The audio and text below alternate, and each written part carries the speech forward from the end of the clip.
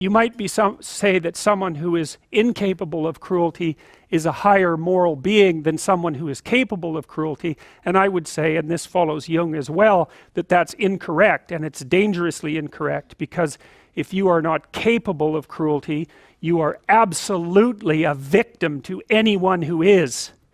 And so part of the reason that people go watch anti-heroes and villains is because there's a part of them crying out for the incorporation of the monster within them, which is what gives them strength of character and self-respect, because it's impossible to respect yourself until you grow teeth. And if you grow teeth, then you realize that you're somewhat dangerous, or maybe somewhat seriously dangerous, and then you might be more willing to demand that you treat yourself with respect and other people do the same thing. And so that doesn't mean that being cruel is better than not being cruel. What it means is that being able to be cruel and then not being cruel is better than not being able to be cruel. Because in the first case, you're nothing but weak and naive. And in the second case, you're dangerous, but you have it under control. And you know, a lot of martial arts concentrate on exactly that as part of their philosophy of training. It's like, we're not training you to fight. We're training you to be peaceful and awake and avoid fights. But if you happen to have to get in one, and I guess the philosophy also is that if you're competent at fighting, that actually decreases the probability that you're going to have to fight, because when someone pushes you, you'll be able to respond with confidence, and with any luck, and this is certainly the case with bullies, with any luck, a reasonable show of confidence, which is very much equivalent to a show of dominance, is going to be enough to make the bully back off. And so the strength that you develop in your monstrousness is actually the best guarantee of peace. And that's partly why Jung believed that it was necessary for people to integrate their shadow.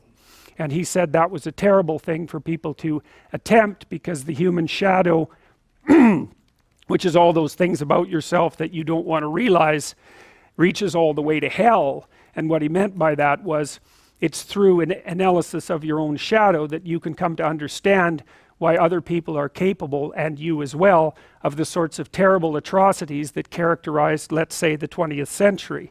And without that understanding, there's no possibility of bringing it under control. When you study Nazi Germany, for example, or you study the Soviet Union, particularly under Stalin, and you're asking yourself, well, what are these perpetrators like? Forget about the victims, let's talk about the perpetrators. The answer is, they're just like you. And if you don't know that, that just means that you don't know anything about people, including yourself. And then it also means that you have to discover why they're just like you. And believe me, that's no picnic. So that's enough to traumatize people, and that's partly why they don't do it. And it's also partly why the path to enlightenment and wisdom is seldom trod upon, because if it was all a matter of following your bliss and doing what made you happy, then everyone in the world would be a paragon of wisdom. But it's not that at all.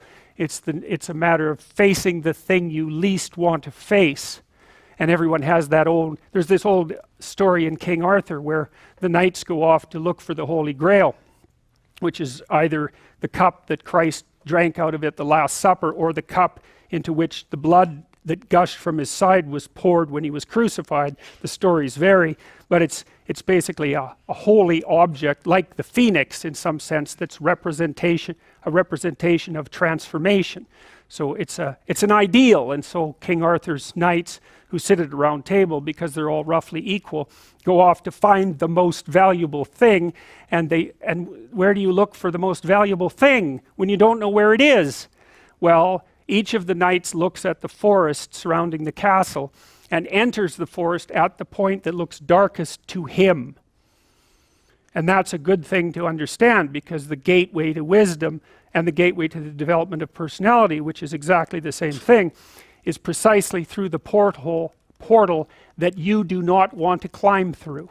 And the reason for that's actually quite technical.